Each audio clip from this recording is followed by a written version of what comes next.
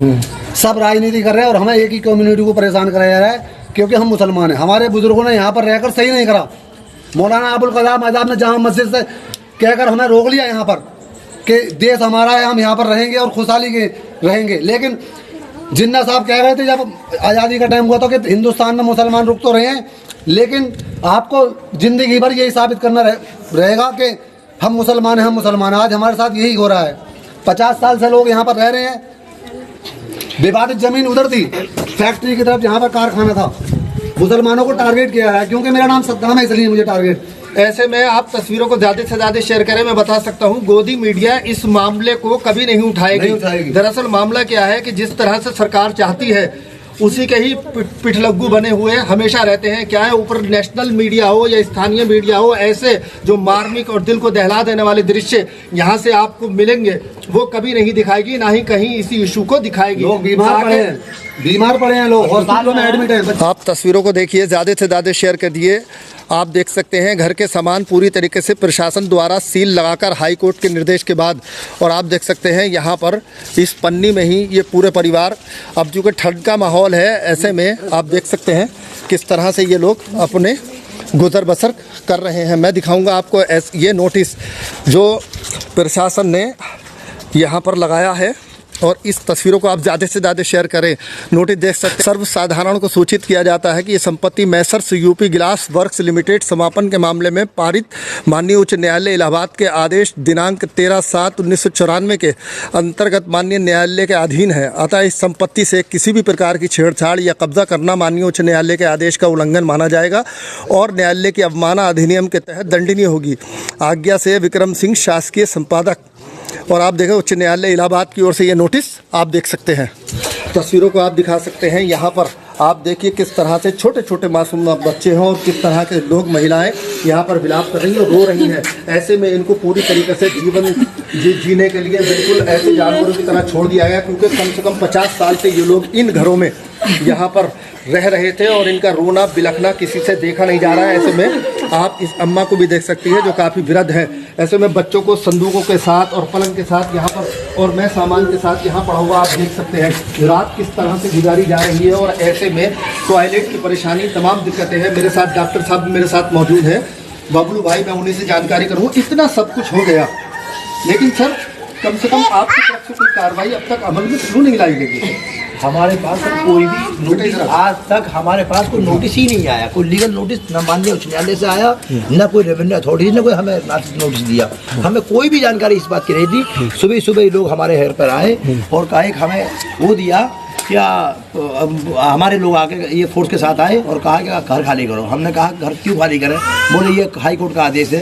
तो हमने कहा हमें पता चलना चाहिए, कोई लीगल नोटिस हमें बताइए कौन है कि हम लिक्विडेटर की तरफ से आए हुए हैं, क्या लिक्विडेटर क्या होता है, यही हमें समझ में नहीं आया। हमने गूगल किया लिक्विडेटर क्या चीज़ होती है, तब पता चला कि ये शासकीय समापक होता है, ये ऐसा होता है, ये वैसा होता है।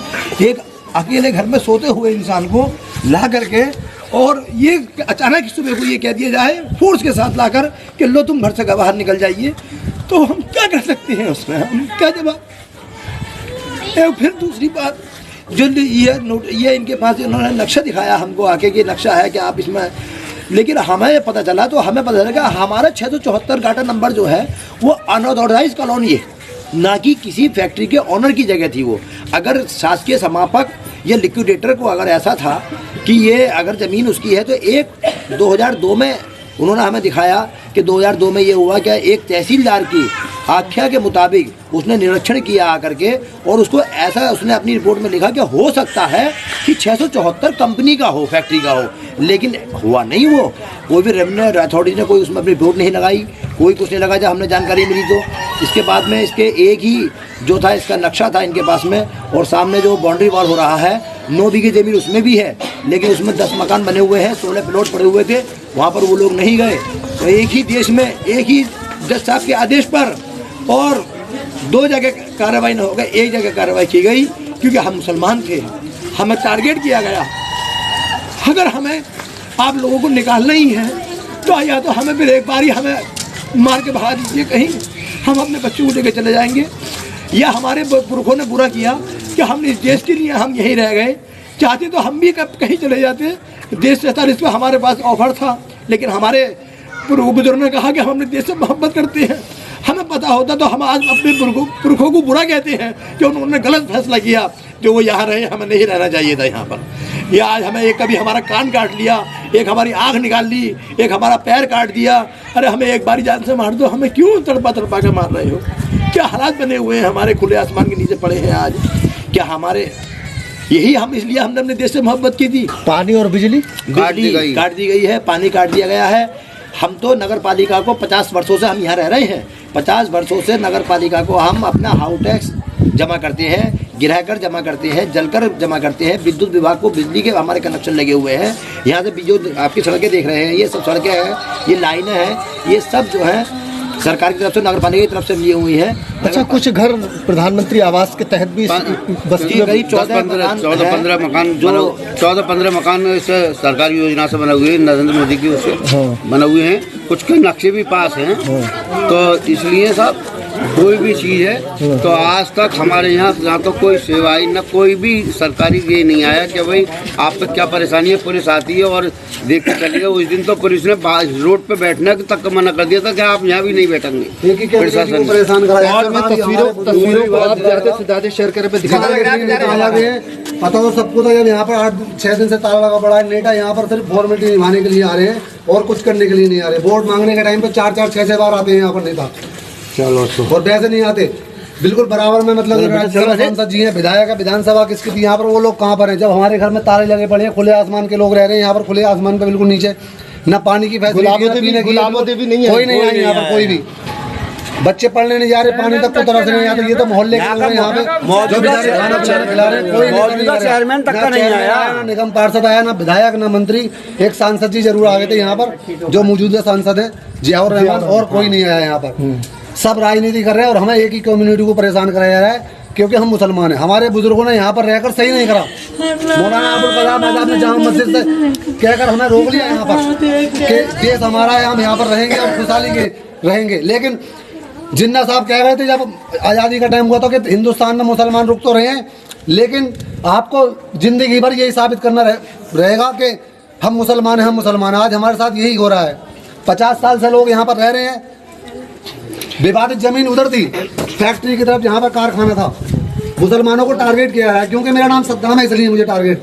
ऐसे में आप तस्वीरों को ज्यादा से ज्यादा शेयर करें। मैं बता सकता हूं, गोदी मीडिया इस मामले को कभी नहीं उठाएगी। दरअसल मामला क्या है कि जिस तरह से सरकार चाहती है उसी के ही पिठलग्गू बने हुए हमेशा रहते हैं। क्या है, ऊपर नेशनल मीडिया हो या स्थानीय मीडिया हो, ऐसे जो मार्मिक और दिल को दहला देने वाले दृश्य यहाँ से आपको मिलेंगे, वो कभी नहीं दिखाएगी, ना ही कहीं इसी इशू को दिखाएगी। लोग बीमार पड़े हैं, लोग हॉस्पिटलों में एडमिट हैं, बच्चे पढ़ने नहीं जा रहे। ये छोटे छोटे बच्चे हैं ना, दिखाओ, छोटे छोटे बच्चे हैं, ये स्कूल नहीं जा रहे सारे। कैसे जाए स्कूल? नहाने की व्यवस्था नहीं, धोने की व्यवस्था नहीं, छोटे छोटे बच्चे। एक बार दीवारें खड़ी करते हैं, ये छोटे छोटे लेंटर बढ़वाते हैं, फिर प्लास्टर ये लेडीज हैं घर के बाहर बैठी हैं, रो रही हैं, ये बीमार हैं, ये बच्चे हैं छोटे छोटे मजदूर लोग हैं। ये एक बार में तुम इन्हें उजाड़ रहे हो, ये कौन सा तरीका है? अरे एक बार हमसे मना कर दो, अलग बसा दो हमें। अगर हमसे इतनी नफरत है, वोट कोई भी पार्टी हो, कोई भी हो, वोट लेने के लिए यहाँ पर हाथ जोड़ कर आते हैं, और वैसे कोई नहीं आएगा। अब यहाँ पर कौन देख रहा है? ये मोहल्ले के लोग दे रहे हैं। किसी से कोई मतलब उम्मीद हमें मतलब है भी नहीं अब यार। बस सुप्रीम कोर्ट से ही उम्मीद है। कोई नेता इसमें कुछ कर भी नहीं सकता, क्योंकि अगर नेता इसमें करता तो हमें पहले करता। हमने सबके दरवाजे खटखटाए। कुछ नेताओं ने ये भी कहा कि मतलब ये कि ये जो है हाई कोर्ट का मामला है, हम इसमें कुछ नहीं कर सकते। अरे कम से कम पब्लिक के बीच में आकर कम से कम अपनी हमदर्दी तो दिखाओ। शादी ब्याह में तो आते हो आप यहाँ पे, जब लोग यहाँ के नेता लोग देकर जाते हैं दावत, तो तुम सब लोग आते हो यहाँ पर शादियों में, तो क्या बात तुम खुशी खुशी के साथ वो हमारे हमदर्द। दुख के हमदर्द कोई नहीं हो, दुख का हमदर्द सिर्फ हमारा ये कुरैशियान मोहल्ला है जो हम लोगों को इन्हें देख रहा है, और कोई भी नहीं है यहाँ पर। ऐसे हो रहे हैं। ऐसे में आप देख सकते हैं क्या हालात यहाँ पर गुजर रहे हैं।